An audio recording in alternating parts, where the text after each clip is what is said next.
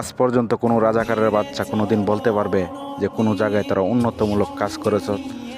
এই জায়গাটা দেখ, ব্রাহ্মণবাড়িয়া শেখ হাসিনা সড়ক। এই জায়গাটায় গেলে আপনার মন প্রাণ সব কিছু জুড়িয়ে যাবে। এই অঞ্চলের মানুষ কোনোদিন কল্পনাও করতে পারে না এরকম রাস্তা হবে, এরকম ব্রিজ হবে। আর শেখ হাসিনার আমলে রিজার্ভ ছিল ২৬ মিলিয়ন, এখন রিজার্ভ হচ্ছে ১৮ মিলিয়ন। শেখ হাসিনার আমলে ঋণ ছিল ২০০ কোটি টাকা, আর এখন ঋণ হচ্ছে ২৩০০ কোটি টাকা, ২৩০০ কোটি টাকা ঋণ।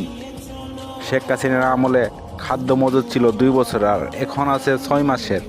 কুত্তার বাচ্চা ইউনুসে সব কয়টা রাজাকারের বাচ্চা মিলে দেশটাকে আজকে এই অধঃপতনের জায়গায় নিয়ে এসেছে।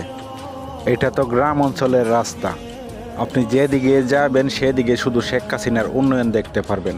যখন আমি এয়ারপোর্ট থেকে বাড়িতে যাইতাম আগে ৫ ঘন্টা ৬ ঘন্টা লাগতো, আর সেখানে এখন ৩০০ ফিট দিয়ে গেলে ২ ঘন্টা লাগে, ঢাকা থেকে ব্রাহ্মণবাড়িয়া।